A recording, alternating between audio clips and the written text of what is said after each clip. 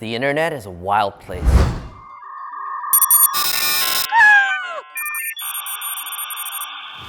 It completely dominates modern life, and we use it so much, it almost feels like it's always been there. But did you know, in the past 10 years, almost 2.5 billion people came online for the very first time? And for those billions of people, their lives changed forever.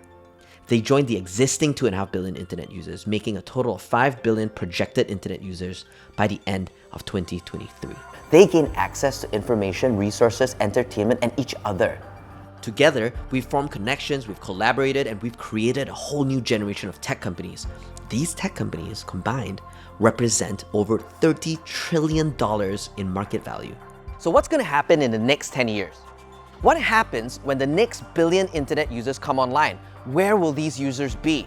What happens when the hardware all of us are using, the connectivity that connects us, and the software, the power, how smart it is, what happens when all of this starts to accelerate and keeps accelerating? How will all of this new value be created? And finally, and most importantly, how can you be a part of it? Now, the answers may surprise you.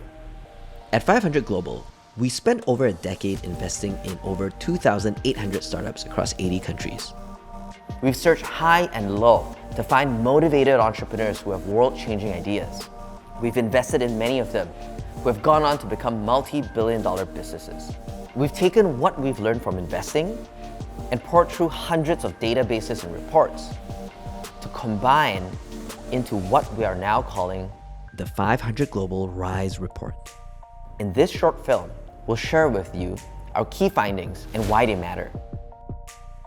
We'll share who we think the next billion internet users will be, which countries we think will rise next, and what sectors may be the next to grow.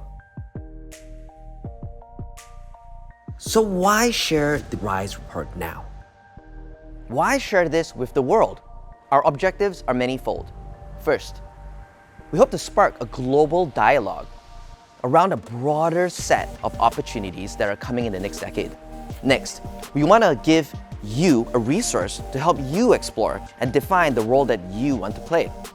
And finally, we want to invite all individuals, whether policymakers, operators, academics, investors, entrepreneurs, all of us to come together to collaborate and co-create this future that we want to see. By the end of the film, we hope that you'll see that this Rise Report can be a resource that you'll use to navigate potential opportunities in the next decade, as well as resources you can use to help shape it. But before we get too far into the future, let's first take a step back, because this story begins in Silicon Valley.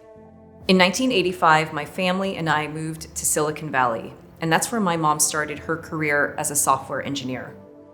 For decades, talented people from around the world flocked to Silicon Valley to do the same. Growing up in Silicon Valley, I was surrounded by innovation and technology and loved tinkering with and building things.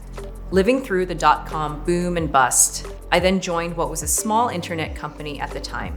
That company was Google.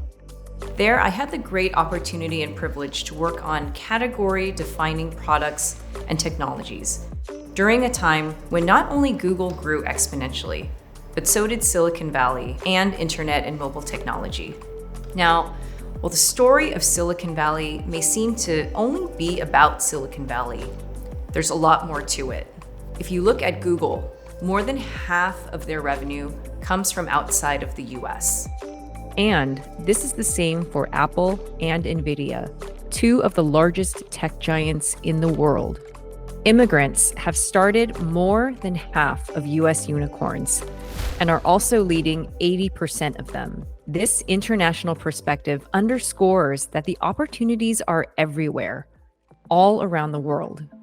In 2010, I left Google to create 500 Global, a different kind of venture capital firm. Because of how technology was changing, we believed that the next big tech companies would be both from Silicon Valley as well as outside of the US, and that there would be an increase in promising startups from all corners of the world. And we wanted to back these founders. During that time, the speed of internet users coming online accelerated dramatically. While it took 20 years for the first 2.5 billion to come online, it's projected to take only 10 years for the next 2.5 billion to do the same. Now, with 5 billion internet users projected to be online by the end of 2023, there remains another 3 billion who are expected to come online by 2040.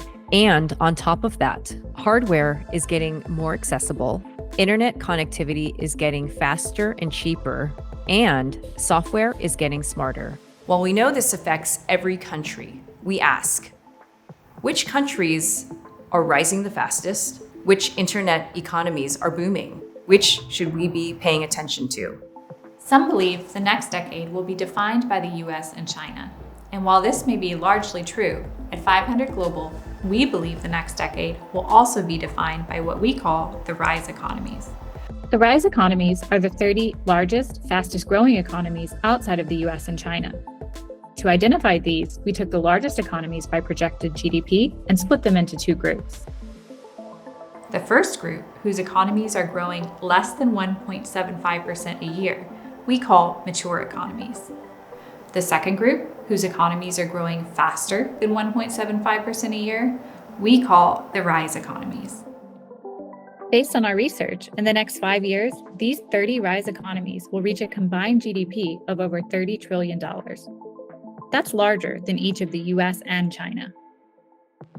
So what sets these 30 rise economies apart compared to mature economies? Well, the rise economies are growing faster, they're younger, they are connected, and they're underpenetrated across massive sectors, including e-commerce and fintech. Most importantly, the rise economies are largely untapped venture markets. Yet, many of the rise economies are already producing world-class, multi-billion-dollar companies, and we believe they will continue to grow with each and every new user coming online. At 500 Global, we've been studying the sequence of innovation. We've looked at these global economies very closely. We want to answer two questions. Which sectors reach meaningful scale first? And what other sectors may rise next? Let's do a quick world tour and take a sneak peek into some of our findings. The first stop, India. It is e-commerce that reached meaningful scale first. And it is e-commerce that continues to be the largest sector by share of billion-dollar companies in India. In Indonesia, we see the same trajectory of India. Now for 28 more countries and the sequence of innovation, all this will be covered in the RISE report. Now, inside of the RISE report, we have identified and broken down RISE economies into individual venture tear sheets. In there, you're going to find macroeconomic stats like GDP, population, governance indices. You'll see technology adoption stats such as e-commerce penetration and 4G penetration. You'll find venture funding stats, including venture dollars as a percentage of GDP, as well as a list of most active investors in those markets. All of this overlaid on top of the sequence of billion-dollar companies in each of those markets.